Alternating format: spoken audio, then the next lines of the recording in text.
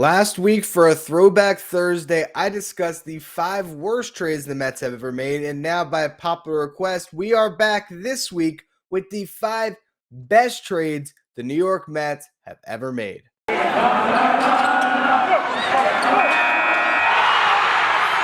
are Locked On Mets, your daily New York Mets podcast. Part of the Locked On Podcast Network, your team every day.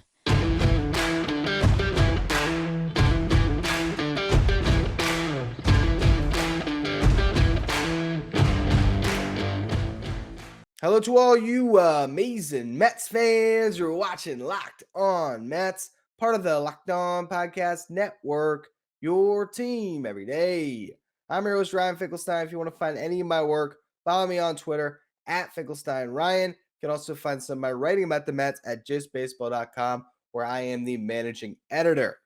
Now, on today's show, we will be going through the top 5 best trades in Mets history, and my list is controversial because at number 5, I'm projecting forward. And so at number 5, I have the Francisco Lindor trade. And by doing that, listen to some of the trades that I'm knocking off the list. And this is where I'm hoping in the comment section you can tell me I'm wrong, or on Twitter, let me have it. That's fine. This is subjective. This is what you think. And personally, this is my list. So I will get to it, but let's talk about the honorable mentions. You have trades when it comes to the 1986 Mets team that Frank Cashin made to acquire players like Bobby Ojeda, Jesse Orasco. How about Ron Darling was traded for? Sid Fernandez, Howard Johnson.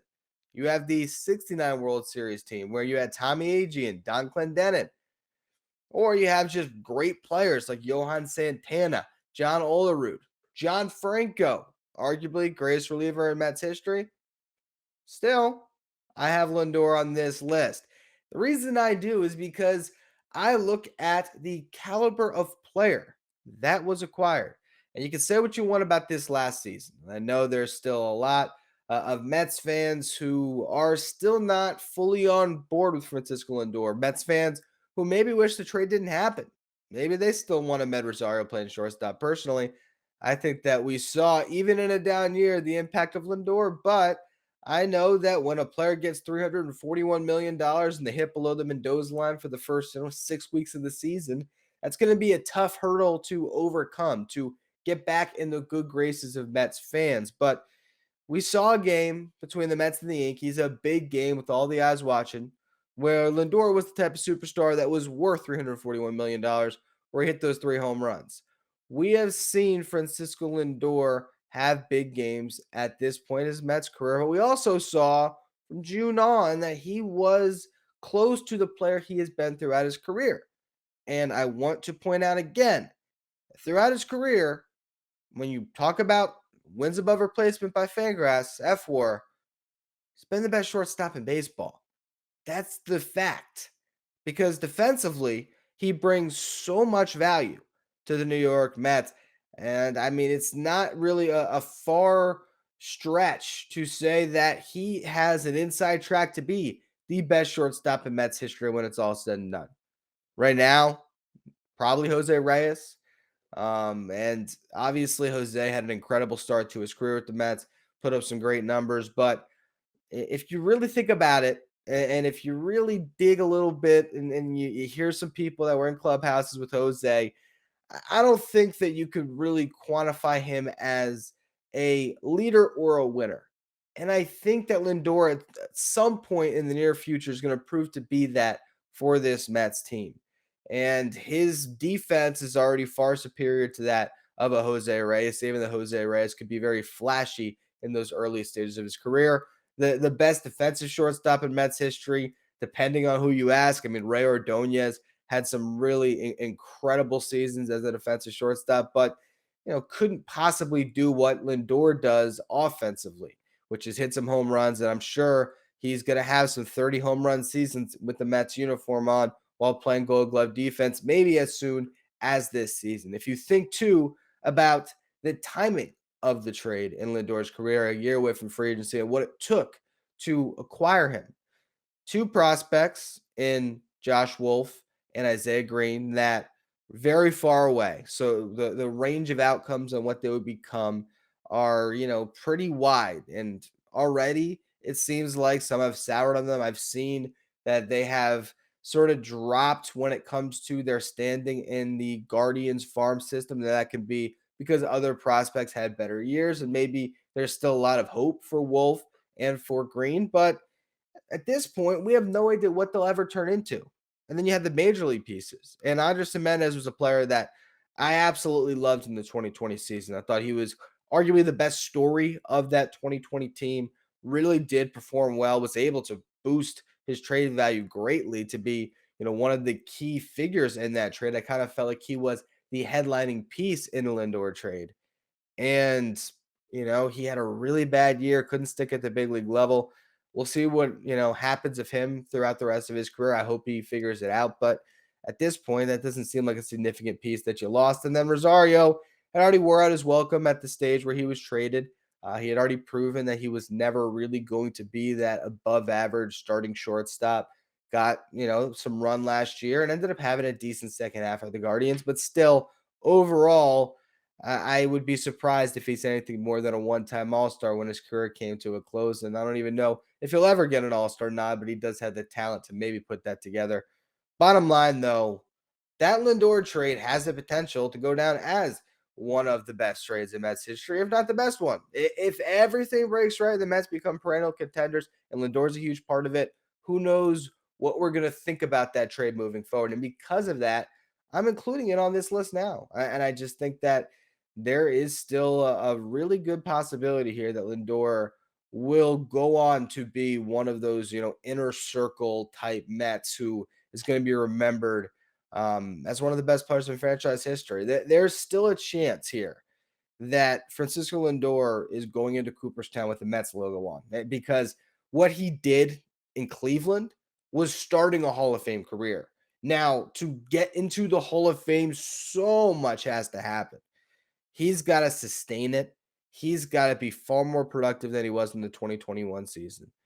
And he's got to be able to, have the type of offensive seasons he had in the past. He probably needs to have another one or two really monster years where he can be like a top 5 MVP finisher. Those are things that need to happen. But, if you look at the Mets roster right now and you said, who are the most likely Hall of Famers, which saying it likely in Hall of Fame in the same sentence is almost, it's contradictory because it's very unlikely to make it to Cooperstown. But if you're looking at the roster and you're not including a Max Scherzer, who's a shoe-in Hall of Famer, but obviously, no matter what he does over the next 3 to 5 years, if he is lucky enough to, or if we're lucky enough to see him in a Mets uniform that long, it's not going to be a career where he goes down as a Met. It's probably going to be a National or even a Tiger. So he's a Hall of Famer, but that's beyond the point. If you look at the Mets roster and who could be a Hall of Famer as a Met currently, DeGrom, clear runaway first. And then the second, right now, with where they're at in their careers, it would be Lindor. So because of all that, that's why I am maybe taking a leap and going a little bit early and putting him in the top 5. But there are still 4 more trades in Mets history that we have to discuss here. I think the top 3 are pretty much consensus across the board. There's 3 players that stand out above the rest. Fourth one, though, is a trade that I think goes down as one of the best in Mets history because of the brilliance that it took to first acquire the player that was traded and then the value they got back for him on the market, which was just substantial. Before we get to that, though, I just want to tell you that this is generally the time of the year where in the past I might have given up on my New Year's resolution to stay healthy and, eat right. But this year it's been so much easier for me because Built Bars are a staple in my diet. The protein bars that taste like a candy bar, making it easier to stick to those resolutions because if I have that craving for something sweet, I just pop one of those Built Bars in, or maybe I get a little Built Bar Puff, which is the first ever protein-infused marshmallow. They're fluffy, they're marshmallowy, they're all covered in 100% real chocolate. Not to mention they have the cinnamony churro flavor, which is just delightful. All Built Bars come low in calories, they're high in protein, they're low in sugar. If you want to try a Built Bar today, go to built.com. Make sure you use the promo code LOCK15, and you're going to get 15% off your next order. Again, that's promo code LOCK15 for 15% off at built.com.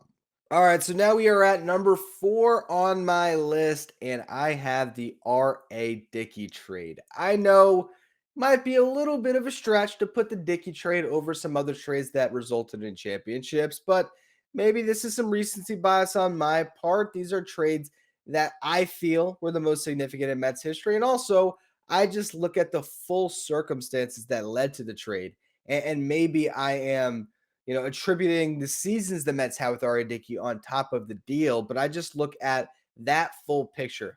Signing a minor league free agent in R.A. Dickey and heading into that 2010 season, here's a pitcher that no one expects anything out of, goes out, starts 26 games, had 2 complete games, 174 to third innings pitch, 104 strikeouts, 2.84 ERA, 1.19 WHIP.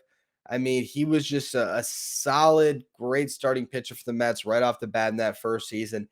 And then it's the contract that he was signed to. I mean, this is one of the most brilliant altogether moves of Sandy Alderson's regime as the Mets GM, and now just an executive with them as their president. This is probably his best move. You look at the composite, acquiring him, the production he got in 3 seasons, and then dealing him. And it starts with the contract after that first year. He signs Dickey to a 2-year deal. And under that agreement, Dickey got $1 million signing bonus. He got 2.25 million in 2011, 4.25 in 2012. And then here was the big kicker, a $5 million option for the Mets in 2013 with a $300,000 buyout. It only cost you $300,000 essentially to end up being able to make a trade that brought you Noah Syndergaard and Travis d'Arnaud. That is remarkable. It really is. If you think about it, a minor league acquisition of a knuckleballer turned into the almighty Thor. I mean, that is just crazy to think about how that trade ended up affecting a World Series team, though, because we talk about the Cespedes deal, and the fact is the Mets aren't in that position without Noah Syndergaard in that 2015 season. Also, Travis d'Arnaud had a really good year in 2015, particularly in the second half. So R.A. Dickey was a great trade. The guy wins a Cy Young. He was an all-star in that last season with the Mets, ends up going to Toronto, and I think probably gets a little bit of a tough rap for his time out there because he wasn't really an ace for them. He did still take the ball a lot. He was still a quality starting pitcher, and that he was available and durable, but he wasn't the Cy Young that he was with the Mets. And I think it was hard for him to make that switch to the American League, and that's probably part of why that success didn't continue to translate. But again, if you're talking about going from a minor league signing, and getting what you got out of him, it's almost like this past year, if the Mets had turned Jared Eichhoff into Noah Syndergaard and Travis d'Arnaud, I mean, it would have been ridiculous to even assume that. So that is why I have the R.A. Dickey trade on my list at number 4. When it comes to the top 3 in Mets history, there's no argument here. You could argue about the order, and I'm sure some of you will with the way I'm going to put this, but the 3 trades are clear, right? It's going to be the Gary Carter trade, Keith Hernandez trade, and the Mike Piazza trade. Those are the 3 unquestioned best trades in Mets history, because for one player, Mike Piazza, you got a Hall of Famer and arguably the greatest offensive player this franchise has ever seen. And the other 2 players, you have the 2 leaders, the 2 captains, the 2 faces of the 1986 New York Mets team, the best team the franchise has ever had, and the most memorable team for certain. So because of that, these are your top 3. Okay, there's no doubt about it. And the question then becomes, which one do I put first on this list? And I'm not going to get into players dealt, because I think when we're talking about these trades, it's about what the player ultimately did for your franchise that makes it the most significant trade. And they didn't give up anybody of consequence in any of these deals that really did shine to the point elsewhere where it would knock their standing as the greatest trades in Mets history. So it just comes down to what the player did for the franchise. And for me, I'm putting Gary Carter third on my list. Reason being, I just am fresh off of watching the Once Upon a Time in Queens, that documentary about the New York Mets and that magical run throughout the 80s. And Keith Hernandez came first. Keith Hernandez was looked at in that clubhouse as the leader in a way that Gary Carter just wasn't. Not to say he wasn't still a leader, not to say he wasn't great for that young pitching staff, not to say that he wasn't great in the middle of that lineup. Keith Hernandez was the guy. And because of that, I can't put the Carter trade above the Hernandez trade. And it's just that simple when it comes to forming my list. Both of them, key figures to the 1986 Mets winning a World Series. You don't win it without both of them. You can't tell me that if the Mets had just stuck it out with the roster they had, they don't get Carter, Hernandez as the leader is going to take the Mets to the World Series.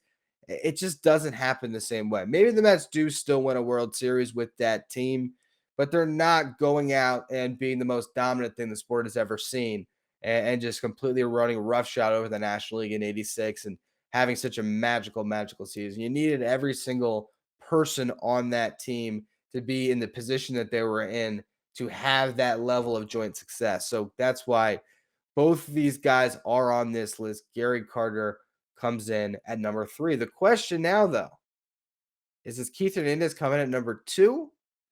And are we putting the Hall of Famer in his rightful spot at number 1? Or do I have a surprise for you? You're going to find out in just a minute. But first, I want to tell you a little bit about the best spot for all of the Sports Scores podcasts and news this season, because football might be over, but basketball is in full steam for both pro and college hoops. From all of the latest odds, totals, player performance props to where the next fire coach is going to land, betonline.net is your number one spot for all of your sports betting needs. And it's not just about basketball. BetOnline.net is your source for hockey, boxing, and UFC odds right to your favorite Vegas casino games. Head to the website today or use your mobile device to learn more about the trends and action. BetOnline, where the game starts. All right, so number 2 on my list of the best trades in Mets history, it's the Mike Piazza deal. That's right. I got Keith 1, and I'll explain that in a bit. Look, I was born in 1995. Mike Piazza was my guy growing up. I absolutely fell in love with the New York Mets watching Mike Piazza. I got a goatee probably partially in some respect to having idolized Piazza as a kid. All right, Mike Piazza is no doubt the greatest offensive player in Mets history. You can make the case for him being, the greatest position player in Mets history. He is so significant to this franchise. He took him to a World Series. He has, one of the, I wouldn't even say one of, I would say the most impactful and memorable regular season home run in MLB history, without a doubt, with the home run he hit after 9/11 on September 21st. What he means to this franchise can't be measured. And so I will not argue with anyone that says that that is the greatest trade in Mets history. Maybe to me, it's a 1A, 1B thing. Mike Piazza was such a huge part of this franchise. And it's, it was no, like, his jersey should have been retired before he went through the Hall, but it was no doubt that it would eventually get up there. And I was there when he went to Cooperstown, and that was probably to this point in my life the coolest sporting event I've ever been to, where me and my dad went out to Cooperstown. We went out and sat in that lawn nice and early, a couple hours before the ceremony started, to see Piazza live and to be part of the Mets community at Cooperstown for that moment.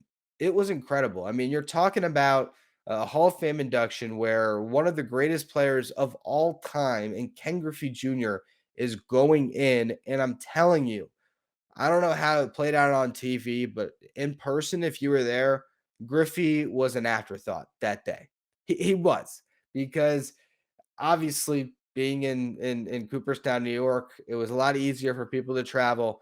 And man, the love, the outpouring that Piazza got that day, to just be in a field of people, a sea of blue and orange, all these different Mets fans collectively weeping as Mike Piazza got on the stage. Look, I'm sitting here and I'm almost talking myself out of putting him number two. Um, it was a incredibly pivotal moment in Mets history to acquire Mike Piazza, and he means so much to the franchise. The only reason why I have him behind Keith Hernandez is because of what Keith Hernandez means to this franchise and the fact that he was part of the 86 team, which is still the most significant team this franchise will ever have. So, because of that, because he has a ring, and also because of the post playing career, that's the other reason why I give Keith a nod here. I think even if Piazza's the best Met, I think Keith, in a lot of ways, is a lot of people's favorite Met.